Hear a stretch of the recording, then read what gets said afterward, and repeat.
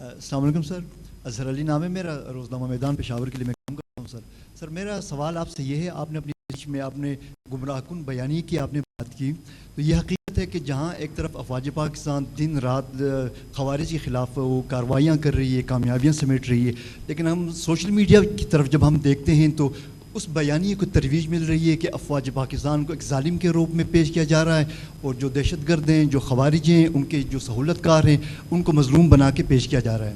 تو اس تمام صورتحال میں جو سویلین ادارے ہیں, چاہے ایف آئی اے ہو یا سائبر کرائم کی جو نت نئے ادارے بن رہے ہیں, وہ بری طرح ناکام ثابت ہو رہے ہیں. کیا اب یہ ذمہ داری بھی پاک فوج کو اٹھانا چاہیے, مطلب کم از کم سوشل میڈیا پہ کنٹرول, جو ان کے سہولت کار ہیں, جو مس یوز کر رہے ہیں سوشل میڈیا کو, جو غیر ذمہ دارانہ استعمال ہے, وہ کچھ کم ہو, تاکہ لوگوں کا, ایک عام معصوم لوگوں کا جو ذہن جو افواج پاکستان کی طرف سے وہ ہو رہا ہے کہ شاید ہم پہ ظلم کر رہے ہیں, ہم مظلوم ہیں, تو یہ جو بیانیاں ہیں اس کو ختم پر کیسے کیا جائے سر؟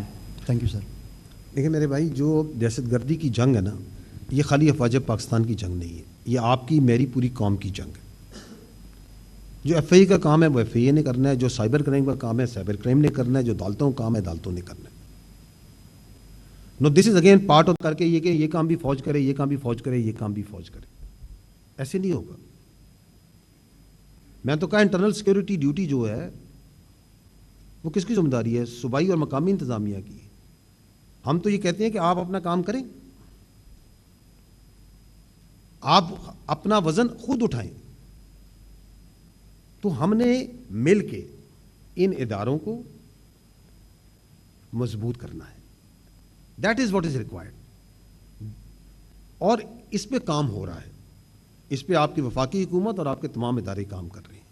دی challenge is big because social media جو سا ہے, specifically we talk about social media, اس کا جو کنٹرول ہے, اس کے اندر جو سزائیں دینے کا عمل ہے, اس کے اندر جو ایلیمنٹس ہیں ان کو آئیڈینٹیفائی کرنا, اس کے لیے you need to have a very robust and strong judicial system. ابھی آپ کے سامنے مثال ہے کہ پاکستان میں تو کسی پہ کوئی وقت کوئی ایلیگیشن لگا دیتا ہے.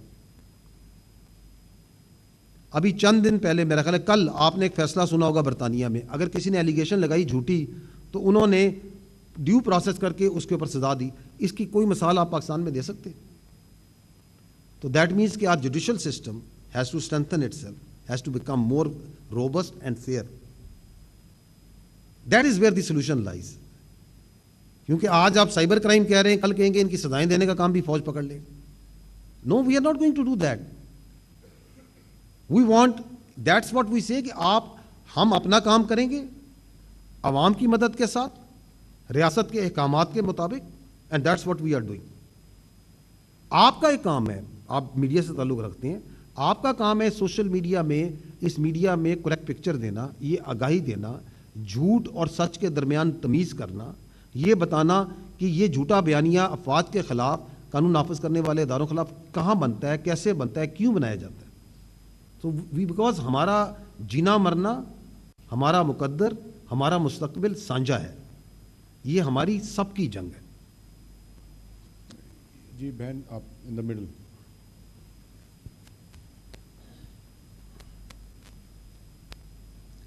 بہت شکریہ جی. میرا نام فرزانہ علی ہے اور میں آج ٹی وی سے تعلق رکھتی ہوں.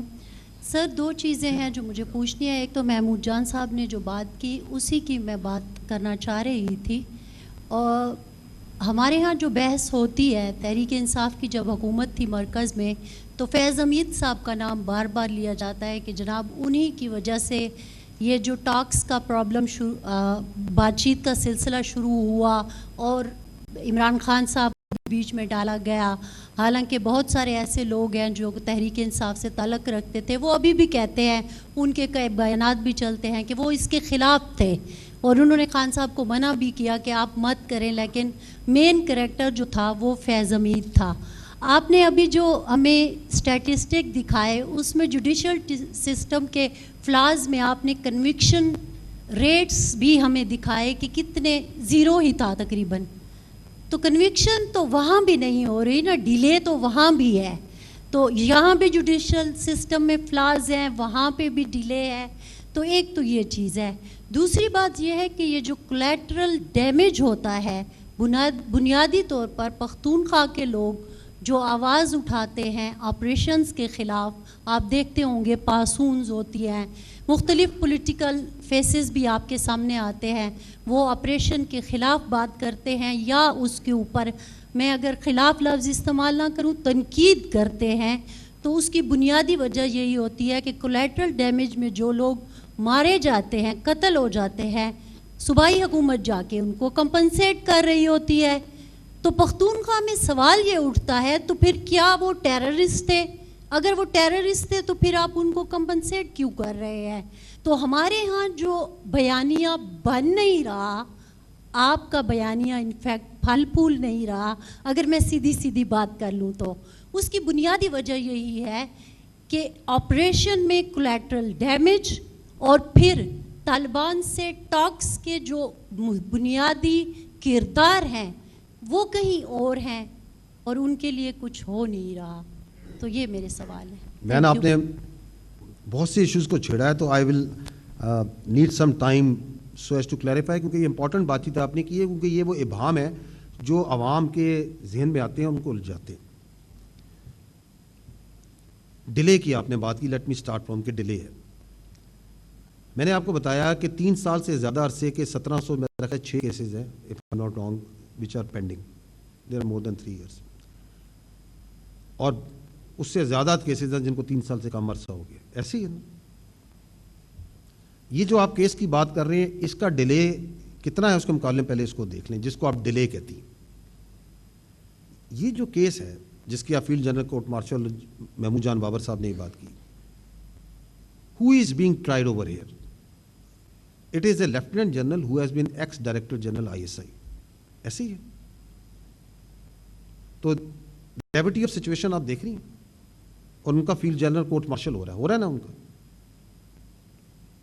The state has to be, the institution has to be absolutely deliberate and correct in that.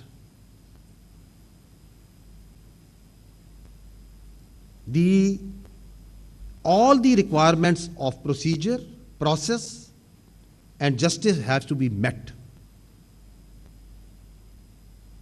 Because you would not like, the people of Pakistan would not like to try this case, such a critical and important case, in hurry and haste.